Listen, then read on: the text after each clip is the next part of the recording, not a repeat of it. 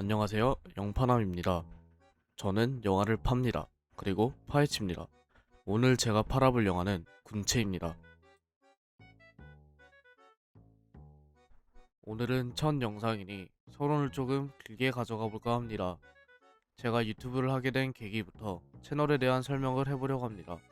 영화 리뷰를 보고 싶은 분들은 타임라인으로 건너뛰어 주시면 되겠습니다. 우선 저는 영화를 보는 것을 좋아합니다.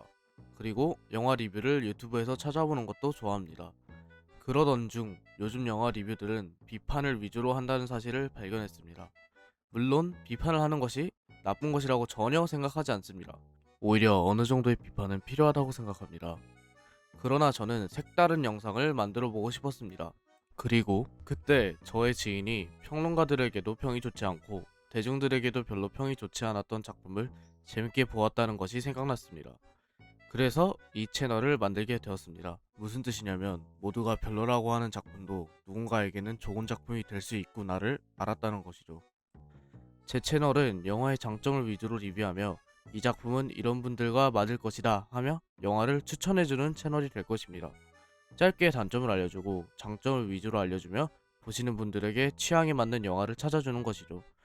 그래서 채널의 메인 슬로건이 영화를 팔며 파헤친다는 것입니다. 여기까지 서론을 마치고 이제 오늘의 영화 군체를 파보도록 하죠.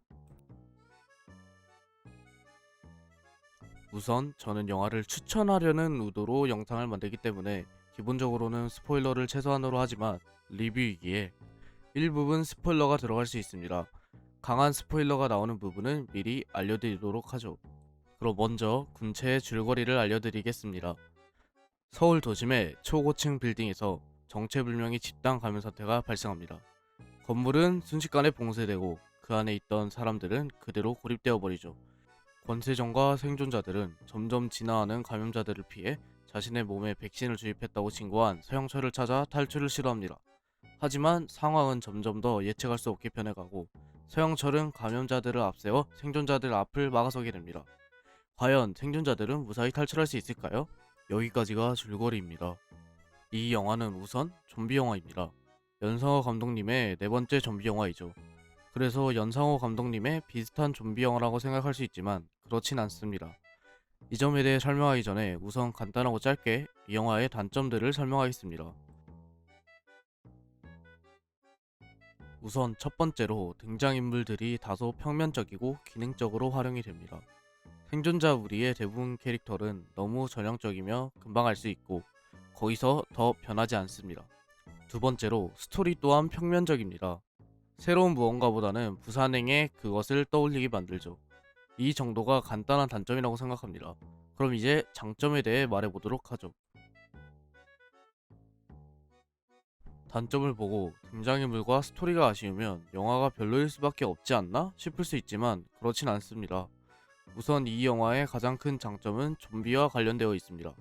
이 영화에 나오는 좀비들은 기존 좀비 영화에서 보던 좀비들이 아니라 이 영화만의 새로운 좀비를 보여줍니다. 균류에 기반한 감염체로 모든 감염자들이 서로 정보를 공유하고 같이 생각하며 집단적으로 행동합니다. 또한 건물 곳곳에 하얀 균사를 만들고 그것을 이용해 동시적으로 소통합니다. 이러한 설정을 보며 저는 라스트 오브 어스의 감염자들이 떠오르기도 하였는데 군체 속 좀비들은 여기서 한 발 더 나아가 인간들의 행동으로부터 정보를 얻어 진화를 하게 됩니다. 한 좀비가 무언가 정보를 얻게 되면 모든 좀비들이 일제히 고개를 올리고 몸을 경련하듯 흔들며 정보를 서로 전달하게 됩니다. 이런 과정을 거치면 좀비는 한 단계 진화하게 됩니다. 처음엔 네 발로 다니던 좀비들이 두 발로 서고 달리게 되는 거죠. 좀비들이 단체로 진화를 하는 장면을 영화관에서 보고 있으면 그 모습이 압도적으로 느껴집니다. 그리고 생존자 무리가 좀비들이 정보를 통해 진화한다는 것을 알고 잘못된 정보를 받아들이게끔 유도합니다. 이런 식으로 좀비와 단순한 추격전이 아니라 서로의 심리전처럼 이어가는데 이러한 모습은 서영철과 생존자 무리가 마주하게 되며 더 심화됩니다. 영화의 또 다른 장점은 연상호 감독님다운 사회적 시선에 관한 부분입니다. 메인 빌런인 서영철의 이야기와 주인공인 권세정을 통해서 풀어가는데 전체적인 이야기는 조금 평면적이지만 이러한 부분에 있어서는 생각해볼 수 있는 이야기를 던집니다. 여기서는 스포일러가 포함되어 있습니다. 스포일러를 원치 않는다면 타임라인을 통해 다음으로 넘어가주세요. 원칙주의자에 가까운 모습을 보여주는 권세정은 과거 서영철의 아버지의 논리에 납득하지 못하고 자신의 생각대로 일을 처리하게 됩니다. 서영철의 아버지는 결국 비극적인 결말을 맞고 이런 상황을 보게 된 서영철은 이것이 불완전한 소통이 불러온 비극이라고 느끼게 됩니다. 이후 서영철은 서로 완전한 소통이 가능하도록 종의 진화를 이룬다는 생각을 하게 되고 결국 이러한 좀비들을 만들게 됩니다. 서영철은 이 좀비들이 지금의 인간들보다 우월한 형태라고 말합니다. 서로 모든 것을 공유하게 되어서 소통에 의한 오류가 생기지 않는다고 보는 것이죠. 그러나 완벽해 보이는 이 소통에도 문제가 있음을 여러 장면을 통해 보여줍니다. 잘못된 정보를 받아들이게 되어 모든 좀비가 이 정보를 공유하게 되었을 때 좀비들은 엔트밀 현상을 겪게 됩니다. 모두가 똑같기에 정보의 오류를 고치지 못하게 되는 것이죠. 어째서인지 서영철도 그 현상을 고치지 못하고 결국 모든 좀비들은 셧다운되어 버립니다. 이런 후반부의 거대한 장면 또한 새로운 좀비들의 형태를 굉장히 잘 활용한 장면이고 새로운 전율을 느낄 수 있다고 생각합니다. 결국 이 영화에서 가장 중요하게 여겨지며 가장 큰 장점을 가진 부분은 좀비인 것입니다. 이제부터는 영화를 팔아보겠습니다. 그럼 이 영화는 누구에게 팔 수 있을까요? 일단 이 영화는 좀비 자체를 기대하시는 분들이 만족할 영화입니다. 기존의 좀비이던 새로운 좀비를 기대하던 만족할 수 있을 것이라 생각합니다. 또 전개가 빠른 좀비 영화를 원한다면 좋아할 수 있을 겁니다. 거기에다가 복잡한 스토리나 딥한 이야기를 선호하지 않고 직관적으로 재미를 줄 수 있는 영화를 원한다면 취향에 맞을 것이라고 생각합니다. 여기까지가 오늘의 영업 대상입니다. 반대로 이런 분들에겐 추천하지 않습니다.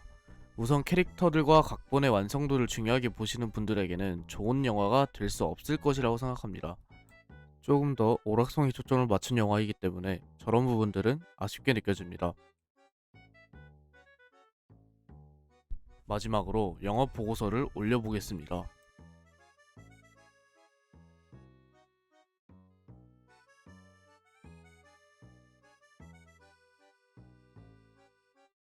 다음은 취향 적합도입니다.